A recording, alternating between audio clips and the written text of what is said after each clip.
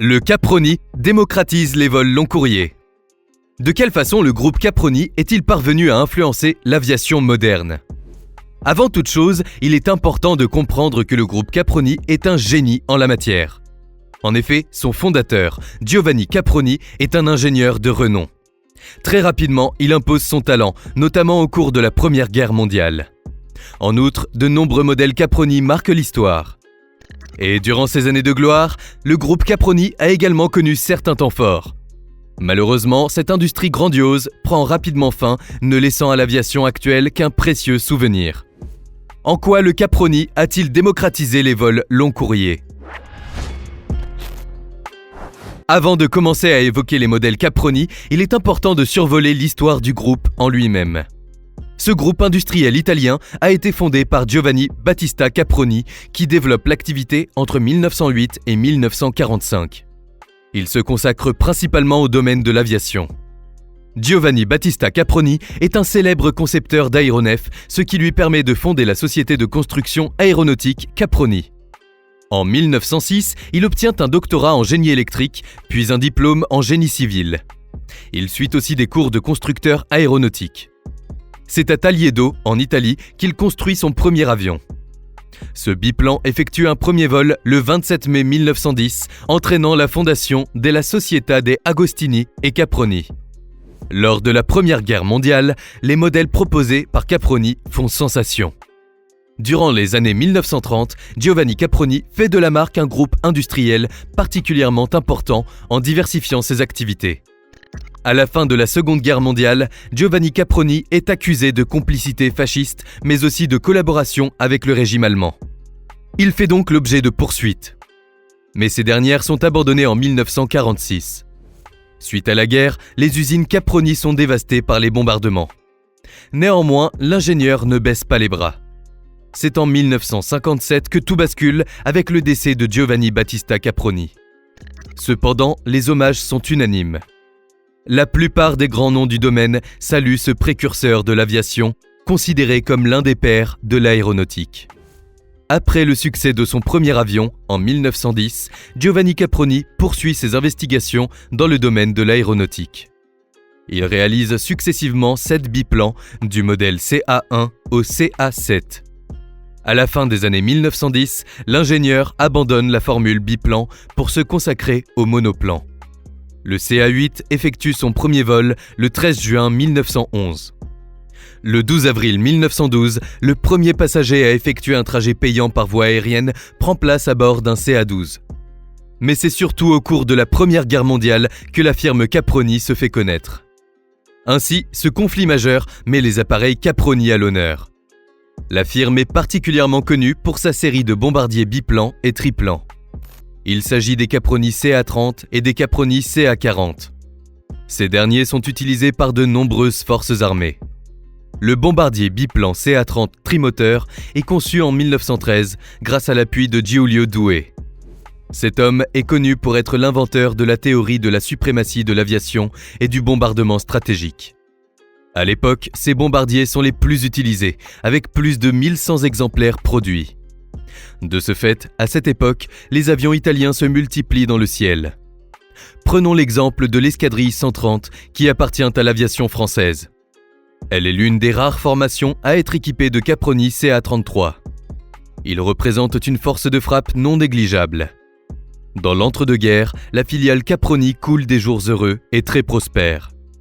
Et au cours de la Seconde Guerre mondiale, les usines du groupe Caproni produisent surtout les avions des autres firmes italiennes. Mais le groupe reste toujours sur le devant de la scène. Maintenant que vous avez un peu mieux compris le leitmotiv de Caproni, nous allons nous concentrer sur les modèles qui ont marqué l'histoire du célèbre groupe italien.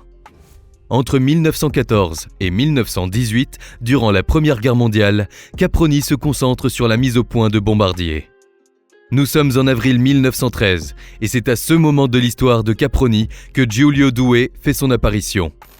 L'armée de l'air italienne naissante, le Battaglione Aviatori, organise une complétion autour de son aéronef militaire à Turin. À l'époque, Giulio Douhet est le chef de cette armée. Ce dernier considère l'aviation comme une arme d'avenir. Pour gagner ce concours, Douhet pense à mettre un aéroplane beaucoup plus performant au point. Pour cela, il s'associe avec Gianni Caproni. En janvier 1914, la configuration de base de l'avion est établie. L'appareil sera donc un bipoutre disposant de 3 gouvernails. Ces 3 moteurs sont tous rotatifs et atteignent une puissance totale de 300 hectopascales. Au mois de juin de la même année, le prototype tourne avec 2 moteurs 8 cylindres de Dion 93-95 hectopascales en latéraux et un 100 hectopascales Mercedes en propulsif.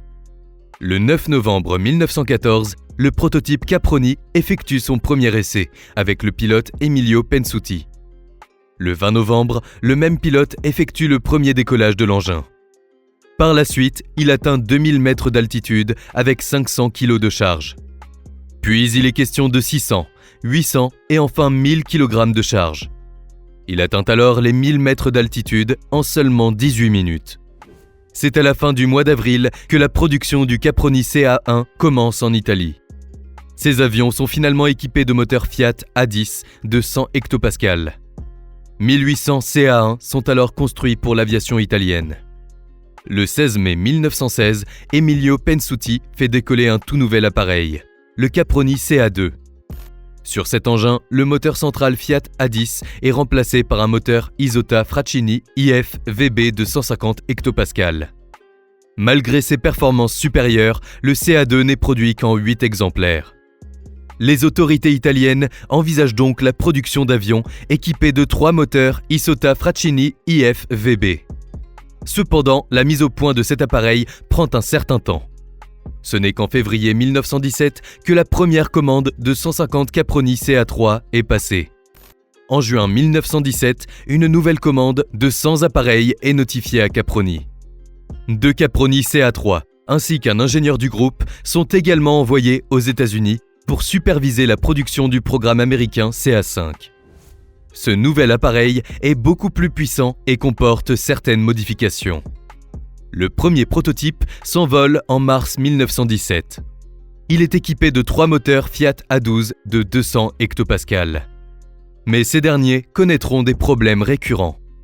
Le premier appareil de ce type est livré à l'aéronautique italienne en juillet 1918. L'Amérique et la France manifestent donc le désir d'acheter un certain nombre d'appareils. Néanmoins, en Italie comme aux États-Unis, la production démarre lentement en raison de problèmes techniques.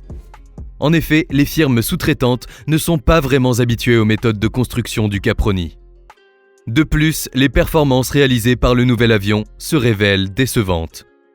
À la fin de la guerre, seuls 5 CA5 avaient été produits en Amérique avant que la construction ne soit arrêtée. Outre ces modèles tous plus impressionnants les uns que les autres, la firme Caproni a également connu certains temps forts dans l'avancée de son développement. Le Caproni CA60, surnommé le Capranissimo, a marqué l'histoire de l'industrie de l'aviation. Au lendemain de la Première Guerre mondiale, cet hydravion représente l'avenir de l'aéronautique. Conçu pour pouvoir transporter 100 passagers, il se caractérise par une configuration hors norme. Il dispose de 9 ailes réparties en 3 groupes triplans successifs et de 8 moteurs Liberty L12 dont la puissance unitaire s'élève à 400 chevaux.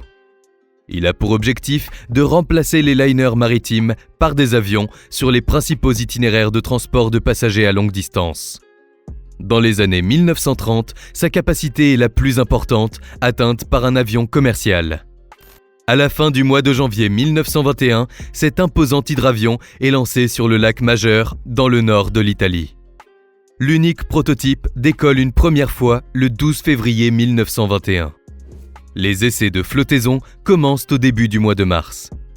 Un petit vol montre que le CA60 est instable. Un lest est alors chargé juste avant la première tentative de vol réel. Le 4 mars 1921, le CA60 réalise son second vol d'essai. L'hydravion parvient à décoller à faible altitude, mais ne se stabilise pas. Il plonge directement dans le lac avant de se désintégrer. C'est la mauvaise répartition du lest qui entraîne la chute de l'appareil. Les réparations prévues ne sont jamais effectuées. Ce qui restait du CA60 est même détruit lors d'un incendie, peu de temps après. Le projet est donc abandonné. Et cet échec est cuisant pour Giovanni Caproni. Mais avec son envergure de 30 mètres et ses 23,5 mètres de long, le Caproni était particulièrement difficile à manier. De son côté, le Caproni Stipa est considéré comme l'avion le plus laid jamais construit. Surnommé le tonneau géant, il semble être l'ancêtre du turboréacteur. En 1932, Luigi Stipa cherche un moyen d'améliorer les performances des avions. Il invente alors la technologie appelée hélice intubée. Concrètement, l'idée de l'ingénieur est d'incorporer l'hélice et le moteur à l'intérieur du fuselage d'un avion. Le but est que l'hélice serve elle-même de ventilateur et améliore les performances de l'appareil. Ce tonneau volant n'a été construit qu'en un seul exemplaire. Il était donc loin d'être parfait. S'il était silencieux et stable, le décollage et l'atterrissage étaient beaucoup plus compliqués. Il avait également des problèmes de traînée. Néanmoins, l'idée d'une hélice intubée donnera naissance à une technologie similaire qui n'est autre que la tuyère Corte. Le dernier temps fort important de l'histoire de Caproni n'est autre que la triste fin de la filiale. À la fin de la Seconde Guerre mondiale, l'argent manque dans le groupe. Le petit bimoteur CA-193, qui effectue son premier vol le 13 mai 1949, ne trouve pas d'acheteur. L'usine Caproni implantée à Taliedo ferme définitivement ses portes en 1950.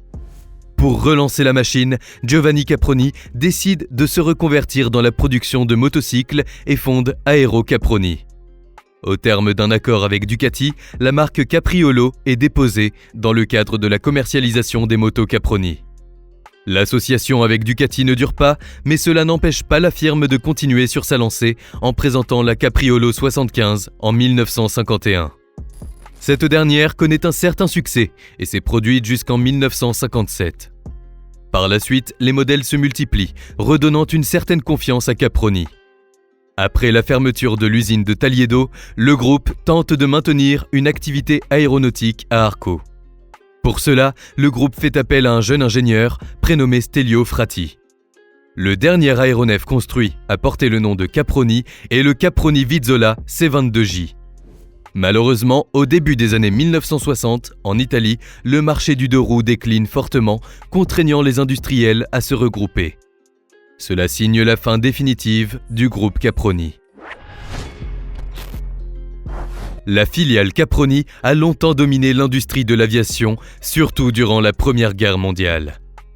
Lors de ce conflit, les avions italiens sont mis à l'honneur et les modèles Caproni marquent l'histoire de leur empreinte. Néanmoins, malgré les reconversions, la firme décline au fil du temps jusqu'à sa fermeture définitive dans les années 1960. Le Caproni a-t-il vraiment été le balbutiement de l'aviation telle que nous la connaissons aujourd'hui ?